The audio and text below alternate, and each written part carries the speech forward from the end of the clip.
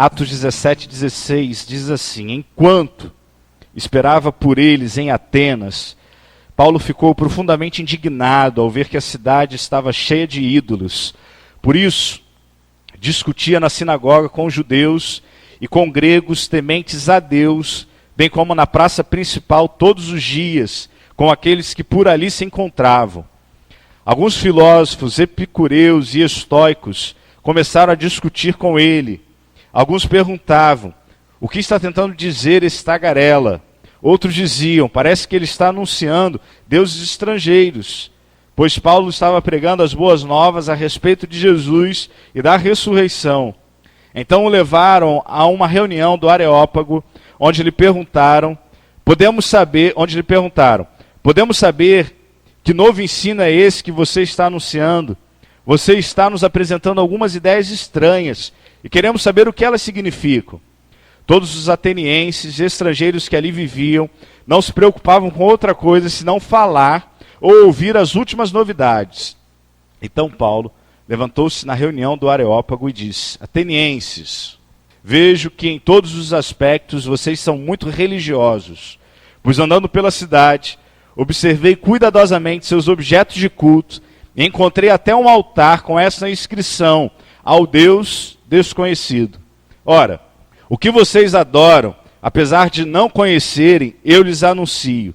O Deus que fez o mundo e tudo o que nele há é o Senhor dos céus e da terra, e não habita em santuários feitos por mãos humanas. Ele não é servido por mãos de homens, como se necessitasse de algo, porque ele mesmo dá a todos a vida, o fôlego e as demais coisas.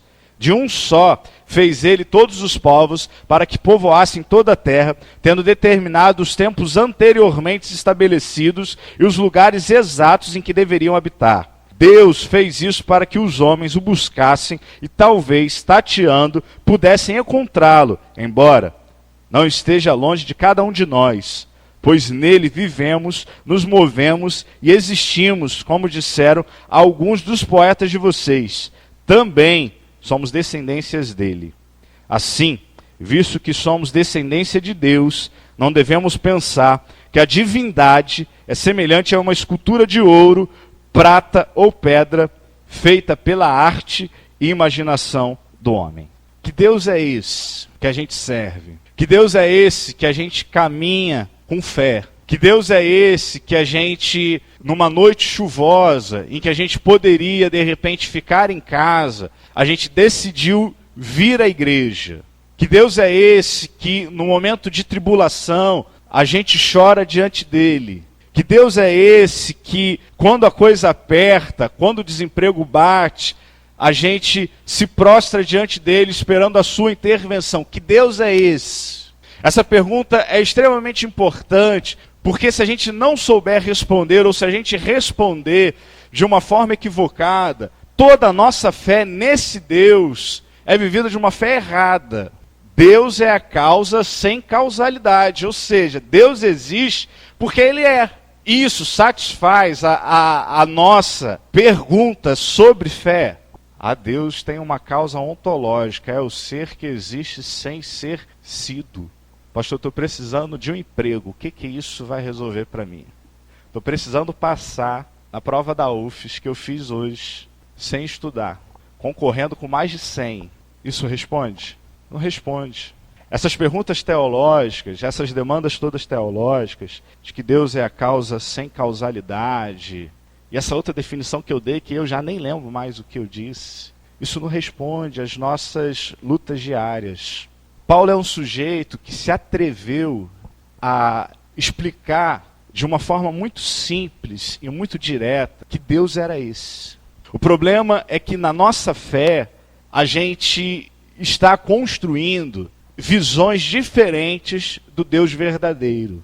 O problema é que eu e você, nos nossos embates da vida, das nossas lutas e dos nossos choros, dos nossos derramamentos diante de Deus, das nossas petições, é que a gente está construindo um Deus formulado pela sociedade, diferente do texto bíblico. E Paulo não tem problema nenhum, diferentemente da gente às vezes, de se pronunciar, de dizer que Deus é esse. Paulo não tem crise nenhuma de chegar no meio de uma cidade que estava fervendo no pensamento grego, com os clássicos, com os gregos, com os filósofos. Ele não tem problema nenhum de se posicionar e dizer que Deus era esse. Se a gente for olhar para o texto bíblico, Paulo chega na cidade, e não é só nessa cidade que ele vai atrás dos judeus e dos homens tementes a Deus para explicar quais eram essas boas novas do Evangelho, explicar quem era Jesus. Não foi a primeira vez que Paulo fez isso. Em todas as cidades, Paulo faz isso. Tentar mostrar, ou racionalizar, ou exemplificar que Deus era esse. Porque se a gente for olhar no contexto, os atenienses eram homens religiosos. Eu disse isso hoje pela manhã. A gente, enquanto ser humano, enquanto existência, a gente é religioso. Se eu não me engano, num dos jogos da Copa do Mundo, que foi para os pênaltis, tinha um jogador que o cara fez, assim, em menos de 1 minuto, ele fez 15 vezes o sinal da cruz. Gente, a câmera focou o cara fazendo isso. O time dele ganhou. O que o cara falou depois que o time ganhou? Pi! Brasil disputando pênaltis contra o Chile. Reúne a galera. Pai nosso que estás no céu, santificado seja o vosso nome. A última cobrança bate na trave e aí aquela... Pi! Entre os jogadores. Que Deus é esse? Somos religiosos, sim. É o sujeito que tem no seu carro o adesivo de um cara em cima de um cavalo com uma lança tentando matar um dragão, e do lado desse adesivo tem um texto escrito: Deus é fiel. Misturamos as coisas. É o crente que sai daqui hoje e amanhã não passa debaixo de escada. É o crente que de repente guarda arroz atrás da porta. É o crente que bate na madeira 3 vezes. É o crente que não pode nem falar o nome do diabo porque tem medo. Somos religiosos, por essência, enquanto ser humano. E aí Dostoiévski vai dizer que há um buraco no nosso coração, que esse buraco só é preenchido pela causa que nunca causou nada, ou seja, pela causa que não tem causalidade, que é Deus.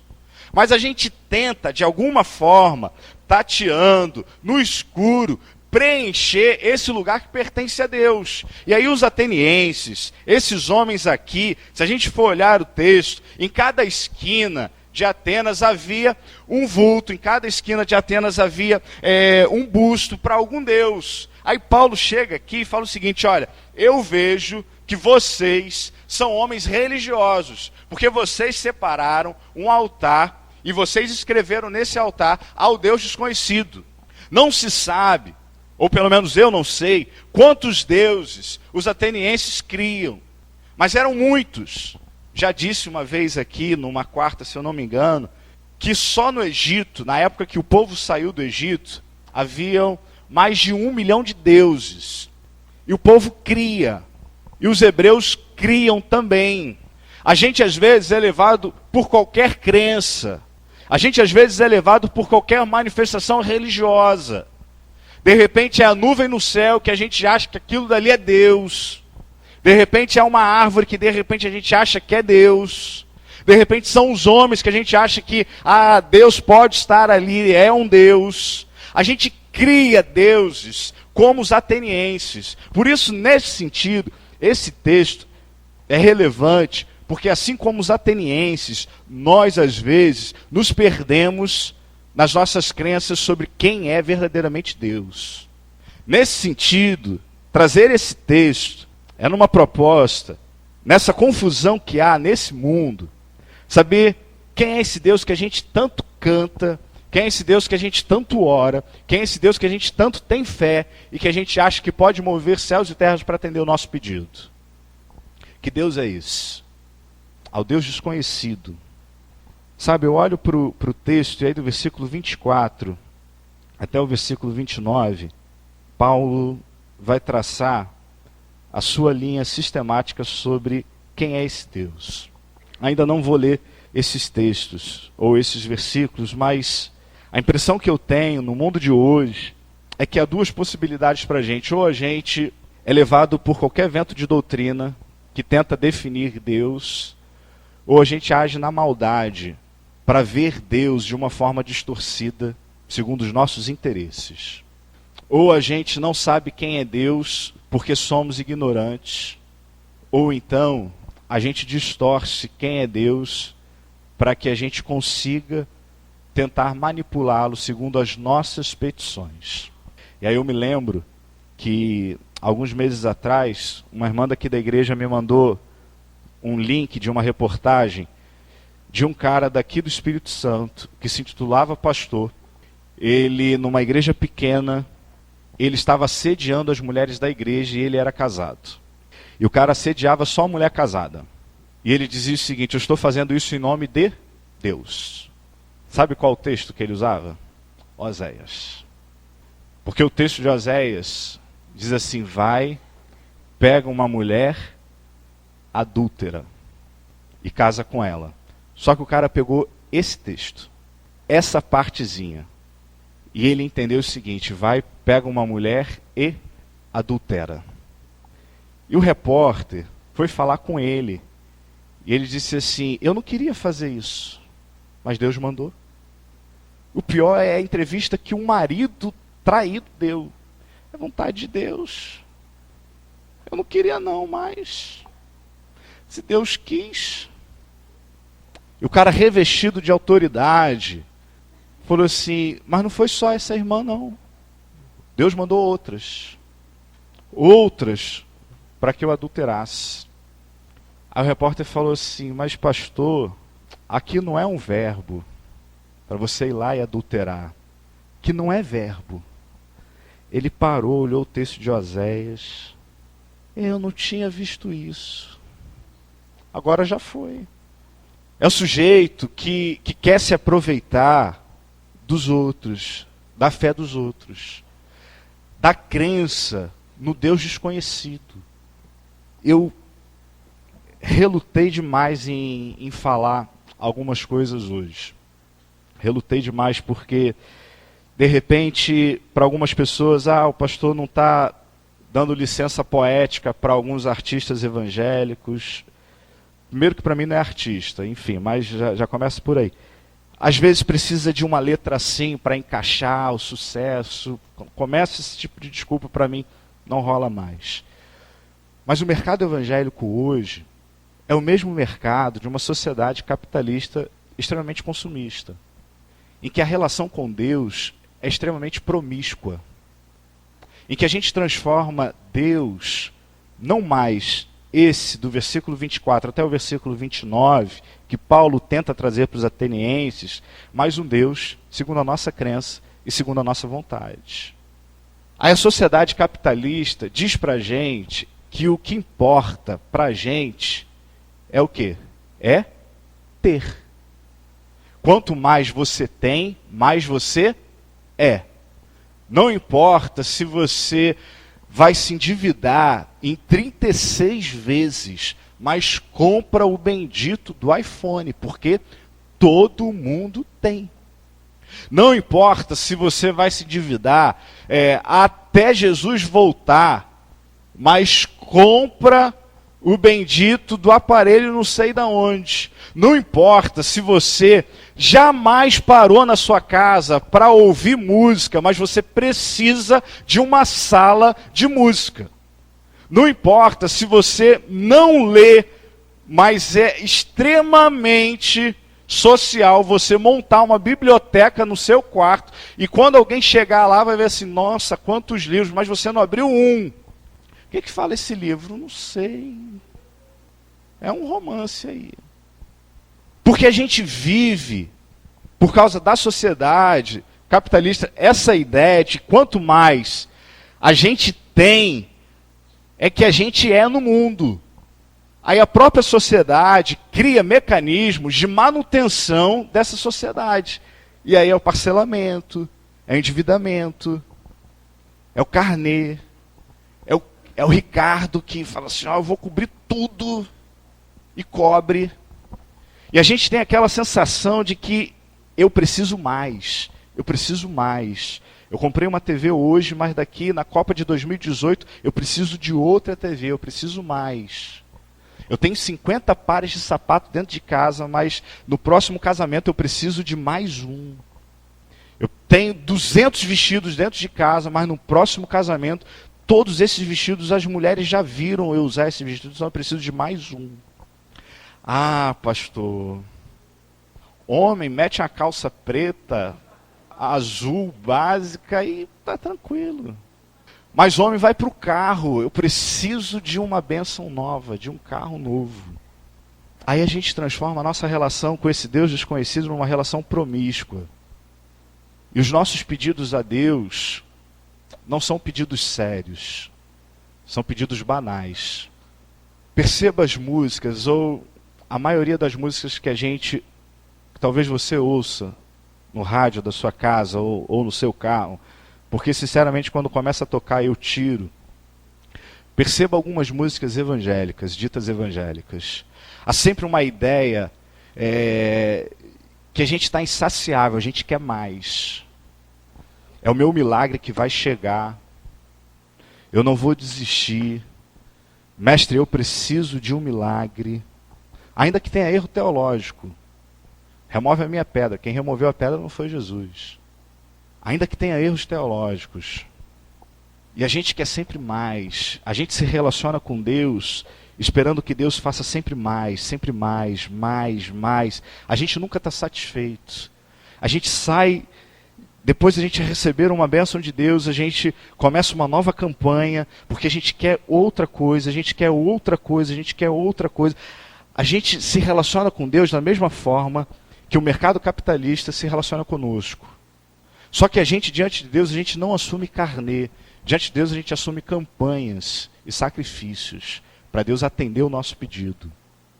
Que Deus é esse que a gente serve? Que Deus é esse desconhecido que Paulo vai conversar com esses atenienses? Pastor, isso está pegando muito pesado. Não estou não. O mercado evangélico hoje tem as mesmas bases que o mercado capitalista. O mercado capitalista, quando a gente não chega lá, e eu digo isso assim, talvez eu desconstrua isso para você, mas não vai ser todo mundo que vai ficar no topo. Não vai. Com esse mundo social que a gente vive, poucos é que vão chegar no topo. Aí o que o mercado diz para a gente? Se você não chegou no topo, a culpa é de quem? A culpa é de quem? Você não estudou.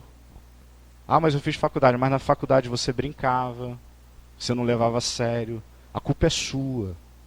Aí você vai nessas igrejas e você participa de uma campanha de 7 semanas e a resposta não veio.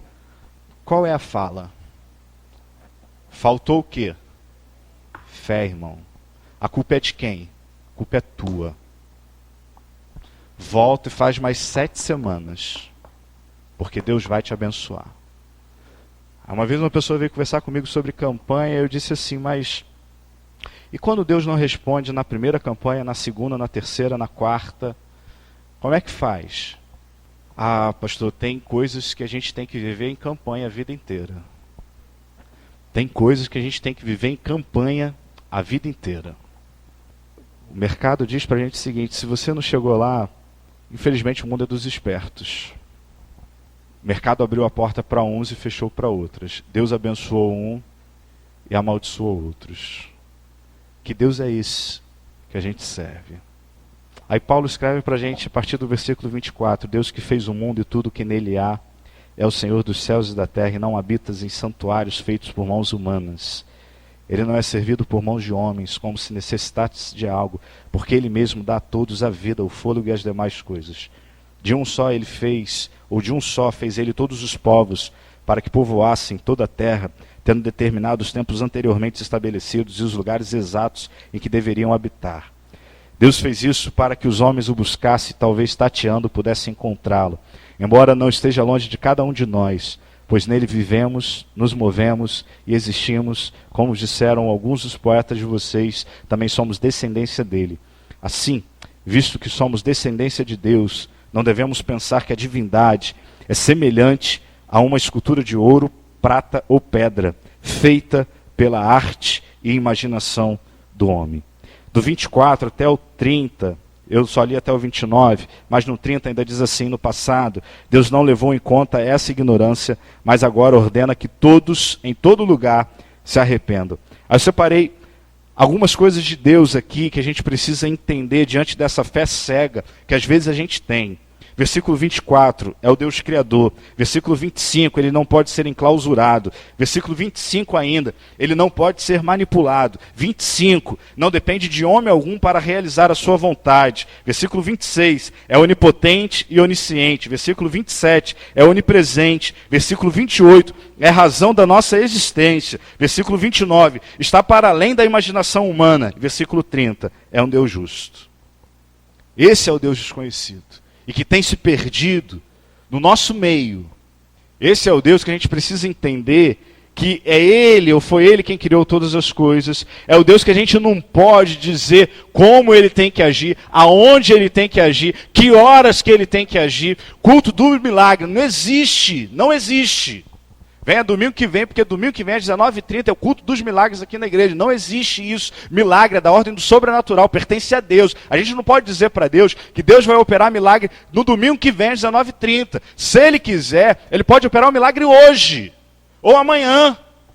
O problema é que a gente, nessa ótica capitalista, consumista, a gente tenta enclausurar Deus e dizer para Deus que hora Ele atua, como Ele atua, dizer para Deus o quanto a gente quer que Ele faça.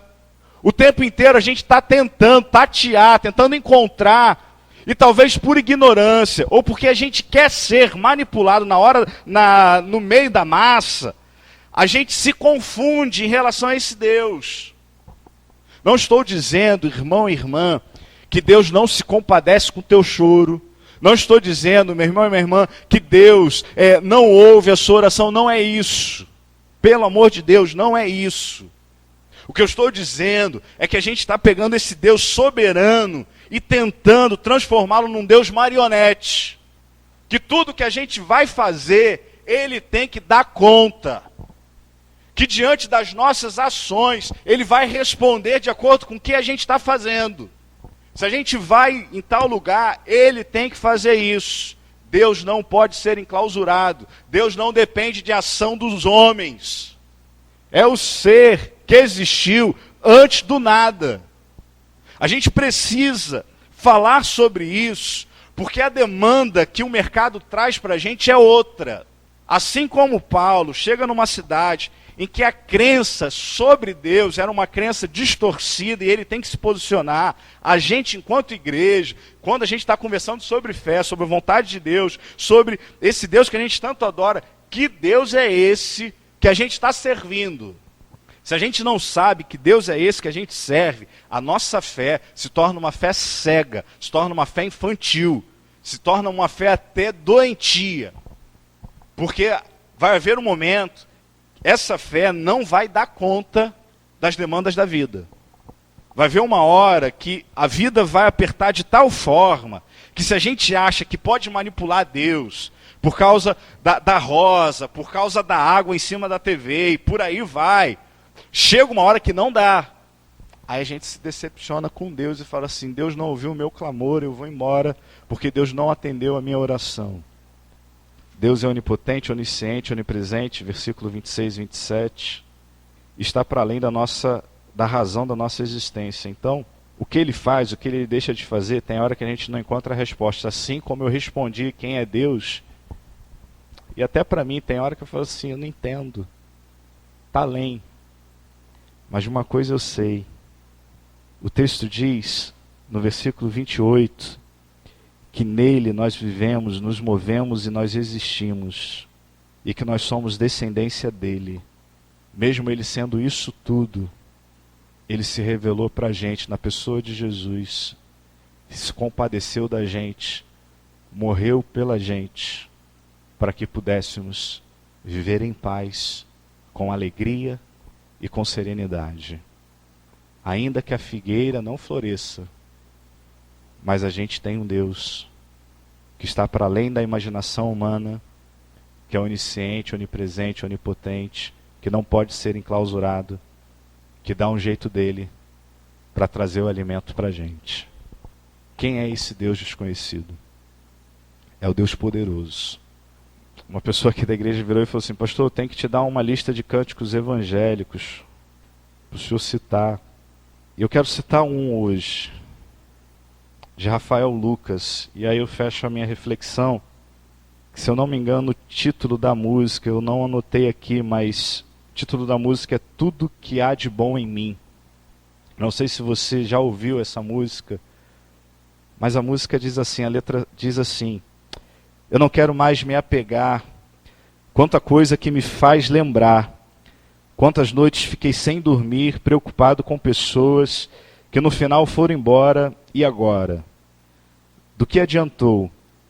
Sei que posso confiar no seu amor, só você me ama como eu sou, e por isso eu descanso em paz. Nos seus braços, sei que nunca mais vou ter que chorar sozinho, você vai estar comigo.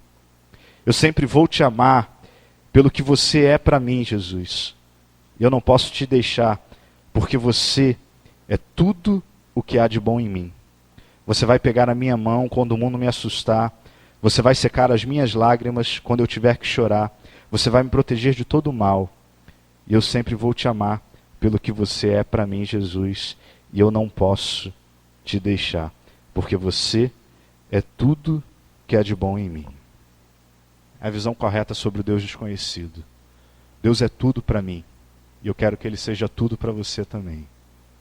Ainda que a lágrima ainda insista em descer, escorrer pelo seu rosto, mas Ele é tudo para você. Que Ele não seja um Deus desconhecido, mas que Ele seja um Deus verdadeiro. Que você o busque e encontre. E que você não seja manipulado, nem por qualquer vento de doutrina, nem manipulado pelos seus desejos.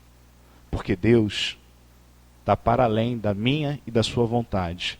Porque Ele é a causa sem causalidade. Ele é Deus.